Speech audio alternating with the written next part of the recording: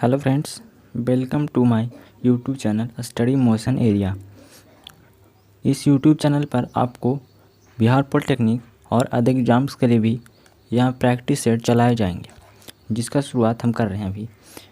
तो इस YouTube channel पर आपको और भी प्रैक्टिस सेट डेली बेसिस पे मिलेगी, तो आप इस चैनल को सब्सक्राइब करके रखिए। तो चलिए वीडियो को स्टार्ट करते हैं। तो आप देखिए 23 क्वेश्चन मैं यहाँ पे लेके आया हूँ फिजिक्स और केमिस्ट्री की, और उसके एक्सप्लेनेशन भी दूंगा मैं, कैसे किसका आंसर क्या होगा। तो देखिए यहाँ पे पहला क्वेश्चन जो आता है हमारे पास, पहला क्वेश्चन यहाँ पे है, वो है कि एक इलेक्ट्रॉन का आवेश 1.6 इंटू 10⁻, ये 10⁻⁻19 कूलम है। यदि किसी चालक में 1 एम्पियर की धारा प्रवाहित हो रही है, 1 एम्पियर की धारा प्रवाहित हो रही है, तो 1 सेकंड तक प्रवाहित होने वाली एक इलेक्ट्रॉन की संख्या क्या होगी।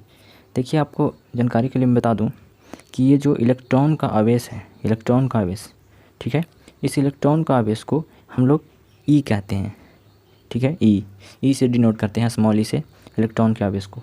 और जो यहाँ पे इलेक्ट्रॉन का संख्या है, इलेक्ट्रॉन का संख्या, उसको हम लोग डिनोट करते हैं एन से, स्मॉल एन से, ठीक है। स्मॉल एन से इसको हम डिनोट करते हैं।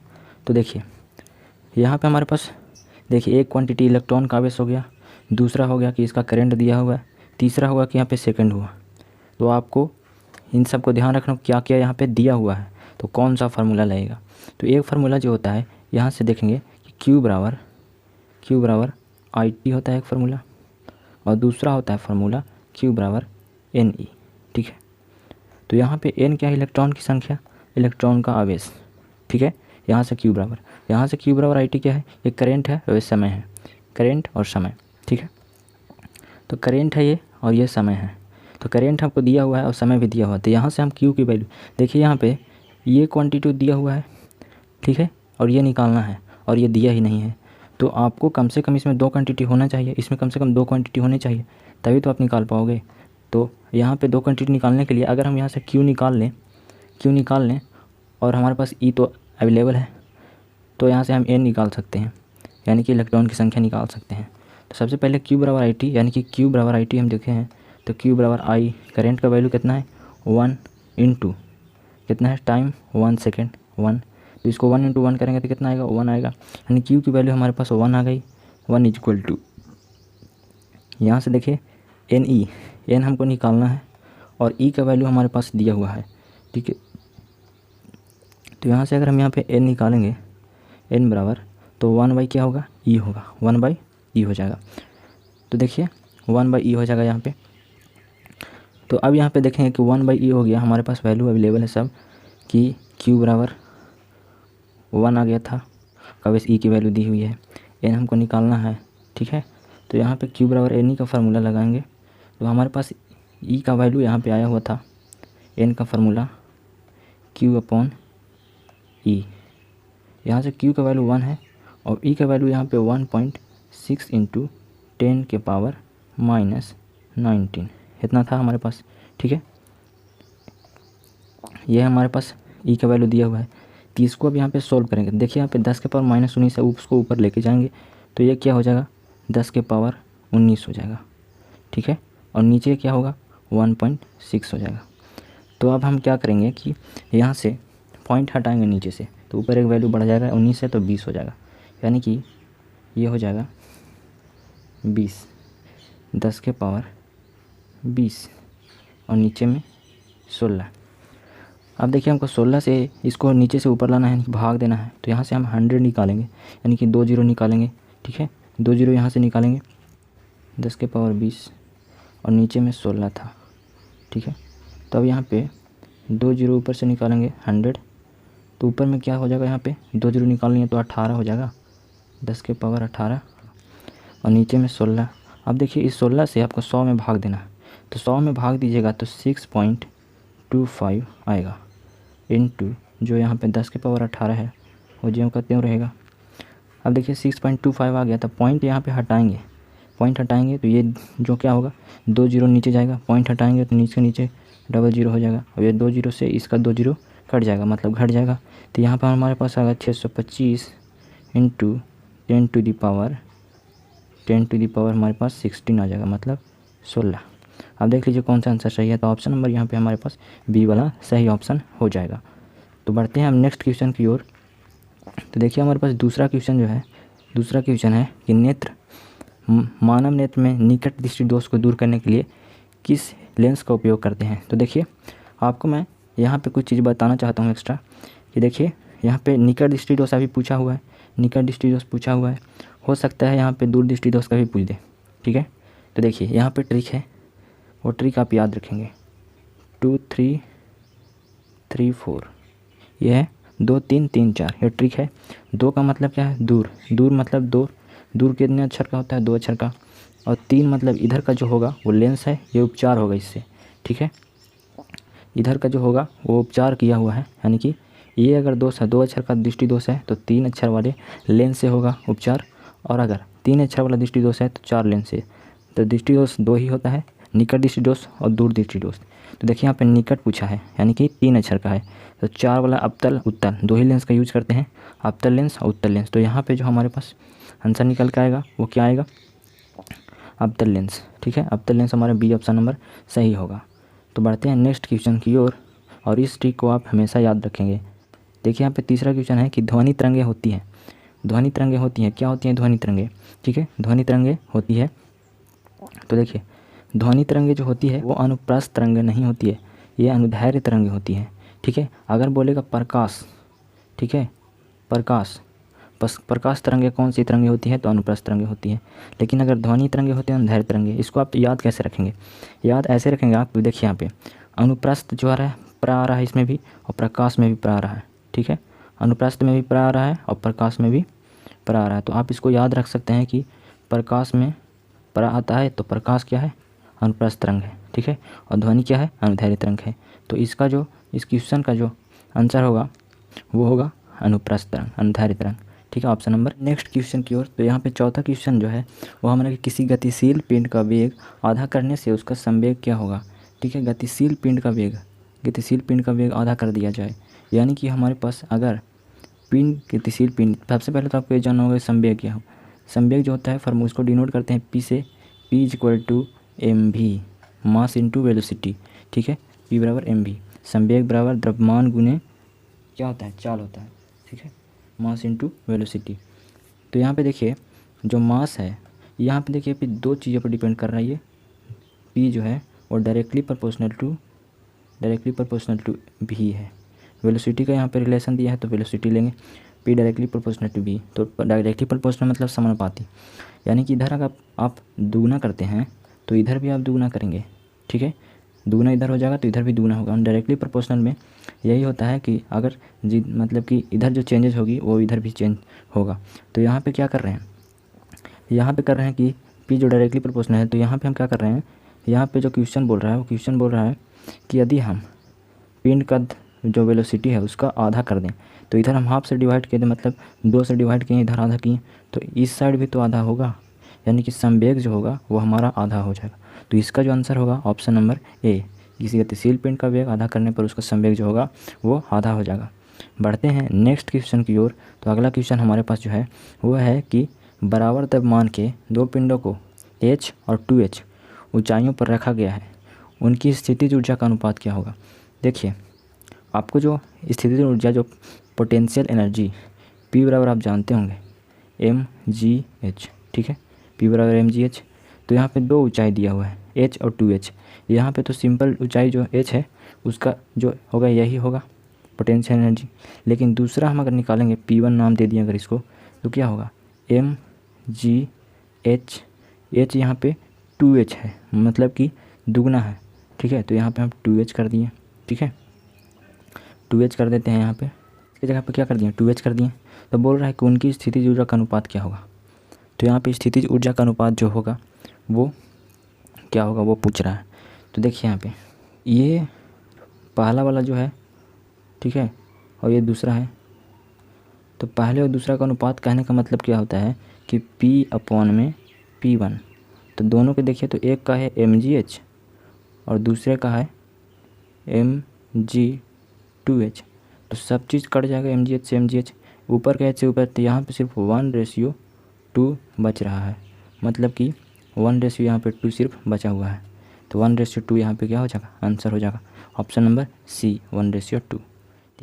तो बढ़ते हैं नेक्स्ट क्वेश्चन की ओर। जो हमारा क्वेश्चन है वो कह रहा है कि एक गोलीय दर्पण 10 सेंटीमीटर की दूरी पर रखे गए बीम का प्रतिबिंब दर्पण से 30 सेंटीमीटर की दूरी पर उसी ओर बनाता है तो दर्पण का आवर्धन क्या होगा। तो देखिए यहाँ पे गोलीय दर्पण से 10 सेंटीमीटर की दूरी पर रखे बीम, यानी कि बीम का मतलब होता है वस्तु और प्रतिबिंब जो होता है वो आप जान ही रहे हैं। तो 30 सेंटीमीटर की दूरी पर रखा गया, मतलब वस्तु का जो वस्तु है और प्रतिबिंब है दोनों एक ही साइड में है, यानी कि सेम साइड में है। ठीक है, तो जब सेम साइड में होता है मतलब कि वस्तु और प्रतिबिंब जो एक ही साइड में होता है वो होता है अवतल दर्पण में। तो ये निश्चित है कि अवतल दर्पण ही है। ठीक है, तो जो हमारे पास आवर्धन होता है, आवर्धन का जो फार्मूला होता है हमारे पास m बराबर -v/u। अब यहाँ पे -v क्या है, -v जो है प्रतिबिंब की दूरी है और u क्या है, वस्तु की दूरी। तो जो हमारे पास अवतल दर्पण में होती है वो वस्तु की दूरी जो होती है वो नेगेटिव होती है। ठीक है, यानी कि u = वस्तु की दूरी हमारे पास 10 सेंटीमीटर है तो -10 होगा। और जो एक्चुअल फार्मूला जो होता है, एक्चुअल फार्मूला होता है इसमें पहले से ही माइनस यहाँ पे प्रतिबिंब की दूरी में रहता है। ठीक है, तो अब यहाँ से हम अगर आवर्धन निकालेंगे m = तो माइनस भी के यहाँ पे क्या दिया, भी मतलब प्रतिबिंब की दूरी 30 सेंटीमीटर यहाँ पे दिया हुआ है तो 30 सेंटीमीटर हो गया। उसके बाद यहाँ पे वस्तु की दूरी यहाँ पे देख रहे हो कि -10 है। माइनस क्यों आया 10 में, तो क्योंकि अवतल दर्पण है। ठीक है, अवतल दर्पण में वस्तु की दूरी होती है और नेगेटिव होती है, तो ये नेगेटिव हो गया -10। अब इसको अगर कट करेंगे तो 3 आएगा। ठीक है, 3 आएगा तो इसका आवर्धन क्या होगा, 3 होगा।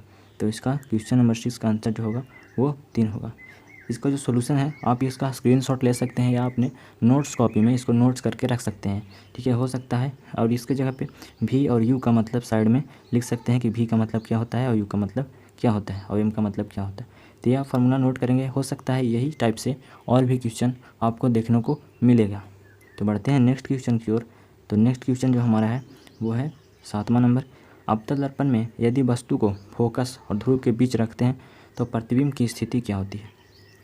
प्रतिबिंब की स्थिति आपको बताना है। तो आपको पता है अवतल दर्पण में यदि वस्तु को फोकस और ध्रुव के बीच रखेंगे, ये क्या है, अवतल दर्पण है। ठीक है, अवतल दर्पण है ये। यहाँ पे क्या होता है, वो होता है वक्रता केंद्र होता है यहाँ पे। ठीक है, इसको कहते हैं वक्रता त्रिज्या। जो यहाँ से यहाँ तक की लाइन है उसको वक्रता त्रिज्या कहते हैं। ठीक है, तो बोल रहा है कि अवतल दर्पण में वस्तु को फोकस और ध्रुव के बीच में रखेंगे। पोल यानी कि ध्रुव यहाँ पे होता है।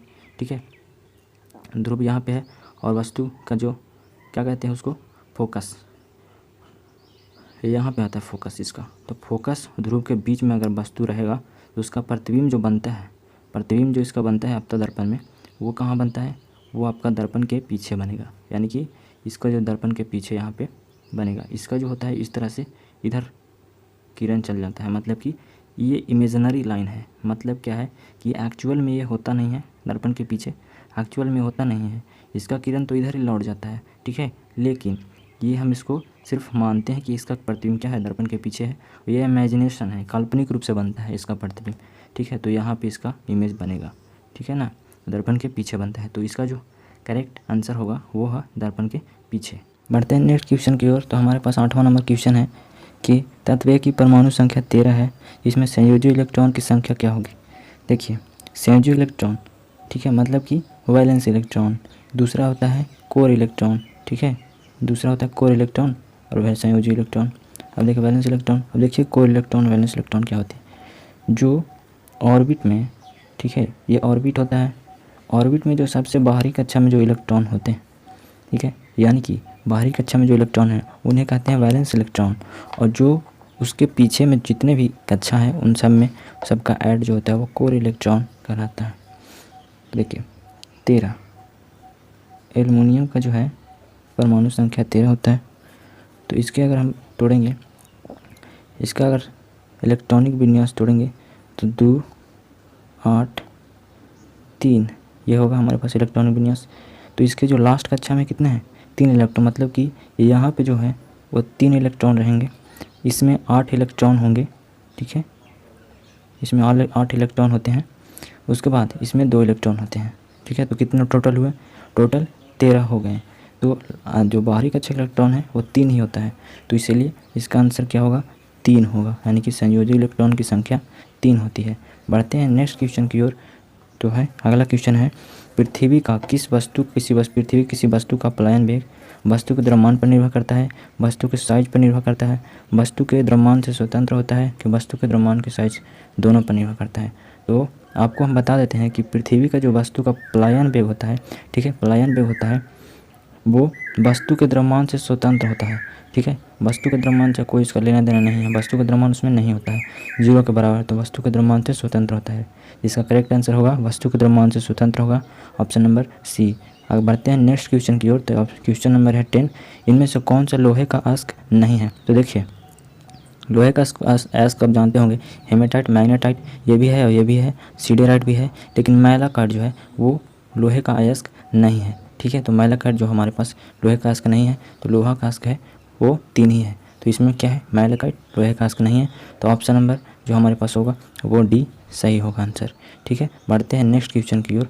तो नेक्स्ट क्वेश्चन हमारे पास है कि गति घर्षण बल चरम घर्षण बल से बड़ा होता है, छोटा होता है, बराबर होता है, या कभी बड़ा कभी छोटा होता है। तो यहाँ पे जो गति घर्षण बल है और घर्षण बल, चरम घर्षण बल से आपको बता दें कि वो छोटा होता है, ठीक है। गति घर्षण बल जो होता है वो चरम घर्षण बल से छोटा होता है। तो बढ़ते हैं नेक्स्ट क्वेश्चन की ओर। आपको इसको याद करते चलिए। उसके बाद है कि कमानीदार घड़ी में संचित ऊर्जा क्या होगी। तो कमानीदार घड़ी आपने देखा होगा, कमानीदार घड़ी, ठीक है, उसमें जो संचित ऊर्जा होती है वो पोटेंशियल एनर्जी होती है, मतलब स्थितिज ऊर्जा होती है, ठीक है। स्थितिज ऊर्जा उसमें पोटेंशियल एनर्जी होता है कमानीदार घड़ी में, ठीक है। उसमें स्थितिज ऊर्जा को स्टोर कर दिया जाता है, मतलब या तो चाबी होगा या तो किसी प्रकार का ऊर्जा होगा, उसको घुमा दिया जाएगा और वापस से वो क्या होगा, रीस्टोर होते मतलब चलते रहेगा। जब उसका जो पोटेंशियल एनर्जी ख़त्म हो जाएगा तो घड़ी रुक जाएगा। तो कमानीदार घड़ी में संचित ऊर्जा जो होती है वो कौन सी ऊर्जा होती है, स्थितिज ऊर्जा होती है, ठीक है। तो आप इसको ध्यान रखेंगे। बढ़ते हैं नेक्स्ट क्वेश्चन की ओर। क्वेश्चन नंबर 13 जो है हमारे पास है, बोलता है कि कौन सा कथन इसमें जो है वो सही, मतलब कौन सा इसमें से सही लिखा हुआ है, संबंध नहीं है।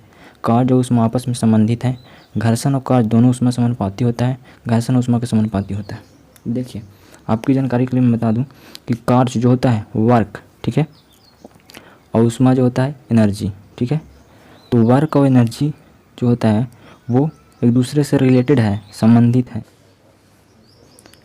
नेक्स्ट जो हमारे पास क्वेश्चन है 40 नंबर क्वेश्चन, वो ये है कि निम्न में से कौन सा किस्म का कोयला उच्च कोटि का माना जाता है, ठीक है। उच्च कोटि का कोयला कौन सा किस्म का है। तो देखिए यहाँ पे निम्नलिखित में कौन सा किस्म का कोयला उच्च कोटि का माना जाता है। तो पहला जो हमारा लिग्नाइट, बिटुमिनस, पीट और एंथ्रासाइट। तो आपको बता दें कि एंथ्रासाइट जो कोयला है वो उच्च कोटि का कोयला है। क्यों? क्योंकि इसमें कार्बन की जो मात्रा होती है वो सबसे ज़्यादा इसी में होती है, ठीक है। और जानते हैं कि कार्बन ज़्यादा होगा तो उसकी एफिशिएंसी ज़्यादा होगी, मतलब अधिक हीट उत्पन्न करेगा। तो इसमें जो होता है वो अधिक हीट उत्पन्न करता है, ठीक है, और जल्दी हीट उत्पन्न करता है। इसीलिए जो ये कोयला है वो जो है वो उच्च कोटि का कोयला माना जाता है। तो एंथ्रासाइट जो है वो उच्च कोटि का कोयला है। तो 14 नंबर का जो आंसर है वो डी है। बढ़ते हैं नेक्स्ट क्वेश्चन की ओर। तो अगला क्वेश्चन जो हमारे पास है वो है कि माइक्रोफोन में किस प्रकार की ऊर्जा में रूपांतरण होता है। माइक्रोफोन आप जानते होंगे, माइक्रोफोन किसको बोलते हैं, ठीक है। माइक्रोफोन मतलब माइक, ठीक है। माइक किसको बोलते हैं, ठीक है, माइक आपने देखा होगा। तो उसमें हम क्या करते हैं कि हम उसमें बोलते हैं, मतलब कि साउंड, ठीक है। हम उसमें क्या करते हैं, आवाज़ देते हैं, यानी कि उसमें साउंड जाता है, ठीक है। उसमें क्या जाता है, साउंड जाता है, उसमें साउंड जाता है। अब ये जो साउंड जाता है वो कहाँ जाता है, उसके वायर से होता हुआ लाउड स्पीकर तक जाता है। मतलब कि वायर से होता हुआ लाउड स्पीकर तक जाएगा साउंड। तो कैसे जाएगा, यहाँ से यहाँ तक क्या होता है, वायर ही होता है, ठीक है, वायर ही होता है। मतलब अगर हम माइक का यूज़ करते हैं तो माइक आपने देखा होगा इस तरह का होता है, ठीक है। किसी भी माइक की बात करें तो ये माइक का होता है, यहाँ से वायर जाएगा और लाउड स्पीकर तक लगेगा, मतलब कि लाउड स्पीकर तक लगा होगा, ठीक है। तो ये जो माइक है वो क्या करता है कि हम यहाँ से आवाज़ जैसे कि बोलें, ठीक है, यहाँ से साउंड इंटर किया तो किस फॉर्म में किया, ध्वनि ऊर्जा किया यहाँ पे इंटर। अब ध्वनि ऊर्जा जो किया वो यहाँ वायर में इलेक्ट्रिसिटी की मदद से, वायर में इलेक्ट्रिसिटी ही जा सकता है, साउंड नहीं जा सकता। तो इलेक्ट्रिसिटी में कन्वर्ट हुआ, यानी कि ध्वनि ऊर्जा को इलेक्ट्रिसिटी ऊर्जा में ये कन्वर्ट करता है, यानी कि ध्वनि ऊर्जा से विद्युत ऊर्जा में कन्वर्ट कर रहा है। अब यहाँ पे देखिए लाउड स्पीकर का भी पूछ दे कि आपको लाउड स्पीकर क्या करता है। तो ये विद्युत ऊर्जा को क्या कर रहा है, ध्वनि ऊर्जा में, यानी कि यहाँ से साउंड निकल रहा है तो विद्युत ऊर्जा आया यहाँ से वायर से और यहाँ पे साउंड निकल रहा है यानी कि ध्वनि ऊर्जा में निकल रहा है। तो विद्युत ऊर्जा से ध्वनि ऊर्जा में लाउड स्पीकर चेंज करता है और माइक जो करता है यानी माइक्रोफोन जो करता है ध्वनि ऊर्जा से विद्युत ऊर्जा में। तो इसका जो करेक्ट आंसर है ऑप्शन नंबर बी। बढ़ते हैं नेक्स्ट क्वेश्चन की ओर। तो अगला क्वेश्चन जो हमारे पास है वो है कि किसी रेडियो तरंग की आवृत्ति 450 किलो हर्ट्ज है तो तरंग दैर्ध्य ज्ञात करें। यदि रेडियो तरंग का वेग 3 × 10⁸ मीटर प्रति सेकंड है। तो देखिए यहाँ पे क्या क्या दिया हुआ है। यहाँ पे जो तरंग की आवृत्ति दी है, ठीक है, फ्रिक्वेंसी, और यहाँ पे तरंग का वेग दिया हुआ है, ठीक है। तो उसका तरंग दैर्ध्य निकालते हैं। तरंग दैर्ध्य क्या होता है, वो लैम्ब्डा से डिनोट करते हैं इसको, ठीक है, लैम्ब्डा से डिनोट करते हैं तरंग दैर्ध्य। और किसी रेडियो तरंग की आवृत्ति 450 किलो हर्ट्ज है तो तरंग दैर्ध्य ज्ञात करें, ठीक है। आपको तरंग दैर्ध्य ज्ञात करना होगा। क्या होगा तरंग दैर्ध्य, तो देखिए सबसे पहले कि रेडियो तरंग की आवृत्ति, ठीक है, तो आवृत्ति क्या होता है, एन होता है, एन, ठीक है। तो एन जो दिया हुआ है वो 450 किलो हर्ट्ज दिया हुआ। 450 किलो को हम चेंज कर देंगे 10⁻3, ठीक है, हर्ट्ज ये होता है, ठीक है ना। 450 किलो हर्ट्ज हो गया। अब यहाँ पे देखिए ये जो दिया हुआ है वो तरंग का वेग यानी कि सी है। सी मतलब प्रकाश की चाल, ये रेडियो तरंग का वेग है, ठीक है, सी। तो देखिए फार्मूला जो होता है वो लैम्ब्डा इज इक्वल टू होता है C/n, ठीक है। तो C/n, तो C हमारे पास दिया हुआ है और n भी दिया हुआ है, ठीक है। तो यहाँ से C और n दिया हुआ है तो हम इसको सोल्व करते हैं। देखिए C हमारे पास कितना हुआ है 3 × 10⁸ और नीचे में दिया हुआ है जो कि हमारे पास है 450 × 10⁻3 ये दिया हुआ है। तो देखिए नीचे में 4 जीरो है, नीचे में 4 जीरो है। अब ये 4 जीरो से ऊपर का जो 4 जीरो है वो माइनस होगा, ठीक है, और 3 से ये 45 कटेगा 15 बार में, ठीक है। तो ऊपर में कितना बचा, यहाँ 4 माइनस हो जाएगा यानी कि ऊपर में बचेगा 100। इसको ऐसे लिख सकते हैं, ठीक है, ऊपर में 10⁻4 बचेगा और नीचे में 15 बचेगा, इतना बचेगा, ठीक है। तो 10⁻4 को क्या लिख सकते हैं 100 × 10², ठीक है, 4 जीरो हो गया और नीचे में 15 है। तो जब आप 15 से 100 में भागा दीजिएगा तो आएगा 6.6 आएगा इंटू 10⁻2 जो है 10² जो है वो रहेगा। तो इसका जो करेक्ट आंसर होगा वो ऑप्शन नंबर ए होगा। इसको आप सॉल्व कर लेंगे। फार्मूला याद रखेंगे lambda is equal to C/n, ठीक है, जहाँ पे C/n क्या होगा दिया हुआ फार्मूला। तो ये आप यहाँ पे इस फार्मूला को याद रखेंगे। बढ़ते हैं नेक्स्ट क्वेश्चन की ओर। 70 नंबर क्वेश्चन जो हमारे पास है कि 1.5 वोल्ट वाले सेल से 15 ओम का प्रतिरोध जुड़ा हुआ है तो धारा का मान क्या होगा।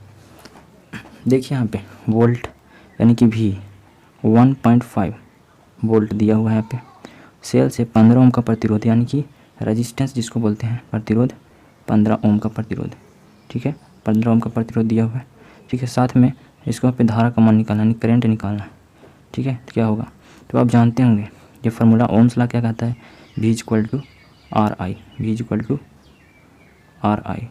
RI हम इसलिए लिखते हैं क्योंकि R जो है वो कांस्टेंट होता है, तो R को पहले लिखते हैं, V = RI। तो देखिए यहाँ पे वोल्टेज दिया तो ये 1.5 हो गया इक्वल टू क्या हो गया 15 × I।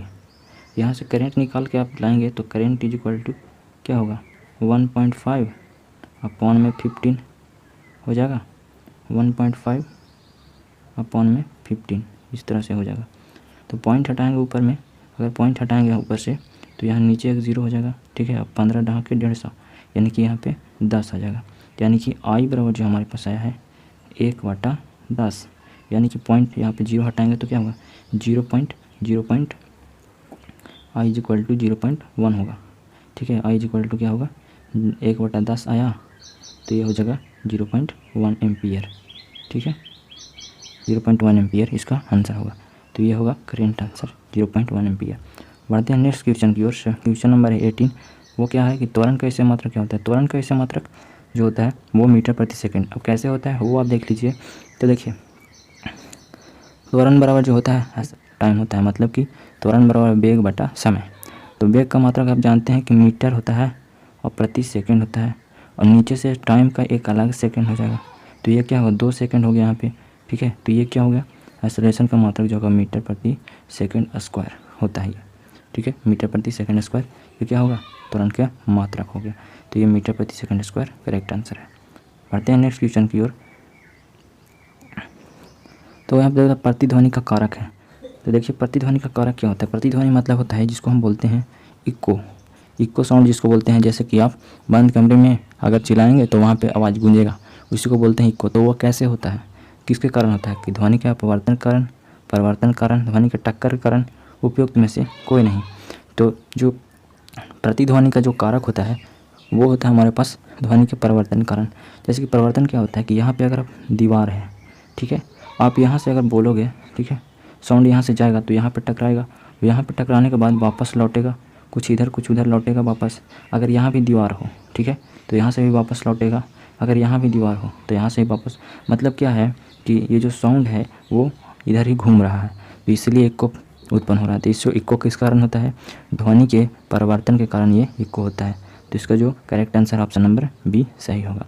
तो बढ़ते हैं नेक्स्ट क्वेश्चन की ओर। क्या होता है ऊष्मा का ऐसे मात्रक क्या होता है, ये क्वेश्चन पूछा हुआ है। तो देखिए यहाँ पे ऊष्मा का मात्रक जो होता है वो जूल होता है। ऊष्मा का मात्रक क्या होता है, जूल होता है, ठीक है। ऊष्मा का मात्रक बोलिए हीट जिसको बोलते हैं वो क्या होता है, जूल ही होता है। तो अगला क्वेश्चन की ओर आप बढ़ते हैं। तो क्वेश्चन नंबर के में जो अगला क्वेश्चन नेक्स्ट क्वेश्चन है वो हमारे पास एक निम्नलिखित में कौन सदिश राशि है। तो सदिश राशि कौन सा है इसमें से, ठीक है, वो आपको बताना है यहाँ पे, ठीक है। सदिश राशि कौन सा है, तो देखिए जो हमारे पास यहाँ पे सदिश राशि है वो विस्थापन एक सदिश राशि होता है, ठीक है। विस्थापन क्या है, एक सदिश राशि है। बाकी जितने भी इसमें हैं वो सारे के सारे अदिश राशि मतलब स्केलर क्वांटिटी है। ये जो जितने 3 दिख रहे हैं वो स्केलर क्वांटिटी है, ठीक है। तो इसको आप याद करेंगे सदिश और अदिश राशि को, ठीक है। तो सदिश राशि यहाँ पे कौन हुआ, सदिश राशि यहाँ पे विस्थापन एक सदिश राशि है, ठीक है। विस्थापन क्या है, सदिश राशि है। बढ़ते हैं नेक्स्ट क्वेश्चन की ओर। तो अगला क्वेश्चन जो हमारे पास है वो है कि हैवर प्रक्रम में किस प्रकार का उत्प्रेरक का यूज किया जाता है। तो देखिए हैवर जो है वो हैवर किसे कहते हैं। तो हैवर जो प्रक्रम है इसमें क्या होता है, अमोनिया बनाया जाता है NH3, ठीक है, जिसका सूत्र होता है अमोनिया को बनाया जाता है इसमें, इसके द्वारा हैवर प्रोसेस के द्वारा, ठीक है। तो हैवर प्रोसेस में क्या किया जाता है, अमोनिया बनाया जाता है और उसमें मोलिब्डेनम लोहा का यूज़ किया जाता है, मिश्रित लोहा, मोलिब्डेनम मिश्रित लोहा का यूज़ किया जाता है इसमें हैवर प्रक्रम में अमोनिया को बनाने के लिए, ठीक है। तो अब ये क्वेश्चन जो है आप ध्यान में रखेंगे कि अमोनिया को किस प्रक्रम द्वारा, हैवर प्रक्रम द्वारा। कभी कभी ये भी क्वेश्चन पूछ देता है कि हैवर प्रक्रम द्वारा किसे बनाया जाता है, तो अमोनिया को बनाया जाता है, ठीक है। अमोनिया का सूत्र क्या होता है, NH3, ठीक है, आप ध्यान में रखेंगे। और इसका जो करेक्ट आंसर है वो ऑप्शन नंबर बी कि मोलिब्डेनम मिश्रित लोहा का उसको उत्प्रेरक के रूप में यानी कैटलिस्ट के रूप में इसका यूज किया जाता है। बढ़ते हैं नेक्स्ट क्वेश्चन और क्वेश्चन नंबर 23। तो आप देखिए यहाँ पे बोल रहा है कि हजामत बनाने के वाले साबुन अधिक झाग बनाता है तो शीघ्र सूखता नहीं है, यह निम्नलिखित में से किस उपस्थिति के कारण होता है। मतलब उसमें क्या मिला होता है, ठीक है, उसमें यानी क्या मिला होता है। तो आपको बता दें कि उसमें रेजिन ग्लिसरॉल, ये जो 2 चीज़ें हैं वो यहाँ पे रेजिन और ग्लिसरॉल वहाँ उसमें मिला होता है, जिसके कारण क्या होता है कि झाग जो है, साबुन का झाग जो होता है हजामत बनाने में यूज करते हैं वो बहुत जल्दी सूखता नहीं है, मतलब कि बहुत देर से सूखता है, टाइम लेता है। तो रेजिन और ग्लिसरॉल उसमें जो होता है वो मिलाया जाता है। तो ऑप्शन नंबर इसका ये सही होगा। ऐसे ही नॉलेजफुल वीडियोस के लिए आप आगे भी प्रैक्टिस सेट इस पे लाए जाएंगे, तो इसके चैनल को आप यहाँ पे सब्सक्राइब कर लीजिएगा, ठीक है, और बेल आइकन को भी ऑन कर लीजिएगा ताकि अगर वीडियो अपलोड हो तो आपके पास नोटिफिकेशन सबसे पहले पहुँच जाए। मिलते हैं अगले नेक्स्ट प्रैक्टिस सेट के साथ। जय हिंद।